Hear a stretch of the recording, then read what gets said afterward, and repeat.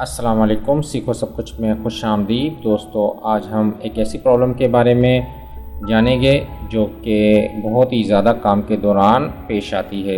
मैं आज आपको इसका सॉल्यूशन भी बताऊंगा कि इसको आप किस तरह सॉल्व कर सकते हैं। तो दोस्तों, इस वक्त हमारे पास सेल्स रिपोर्ट का डेटा है और अगर हमें ये कहा जाता है कि रेट के कॉलम को हाइड कर दिया जाए, तो मैं अगर राइट क्लिक करता हूँ और हाइड कर देता हूँ और अब मैं इस डेटा को कॉपी करूँगा और उसको दूसरी शीट पे पेस्ट करूँगा, तो आप देखेंगे कि क्या होता है। मैंने इसको कंट्रोल सी किया और नई शीट पर आ गया और यहाँ पेस्ट करता हूँ, तो आप देखेंगे कि जो रेट वाला कॉलम जो मैंने हाइड किया था वो भी यहाँ पेस्ट हो गया, जबकि हमें ये नहीं चाहिए। हमें सिर्फ विजिबल सेल्स को कॉपी करना है। मैं इसको कंट्रोल जेड कर देता हूँ अंडू के लिए। मुझे वो डेटा जो यहाँ नज़र आ रहा है सिर्फ उसी को पेस्ट करना है दूसरी शीट पर। तो इसको मैं किस तरह कर सकता हूँ? इसके लिए आपको सबसे पहले डेटा को सिलेक्ट करना होगा। उसके बाद आपने प्रेस करना है कंट्रोल जी।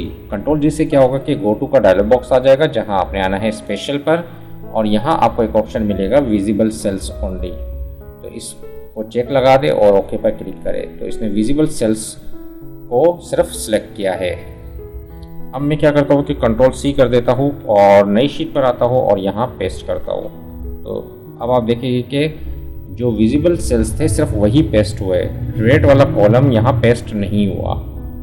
तो बहुत ही बढ़िया टेक्निक है जिसके थ्रू आप सिर्फ विजिबल सेल्स को दूसरी शीट पर पेस्ट कर सकते हैं। तो दोस्तों, उम्मीद है कि वीडियो आपको बहुत पसंद आई होगी। लाइक और सब्सक्राइब करना मत भूलिएगा। दोस्तों, मेरे चैनल को सब्सक्राइब ज़रूर कीजिए ताकि कोई भी नई वीडियो आए तो उसका नोटिफिकेशन आपको मिलता रहे। Thanks for watching. अल्लाह हाफिज़।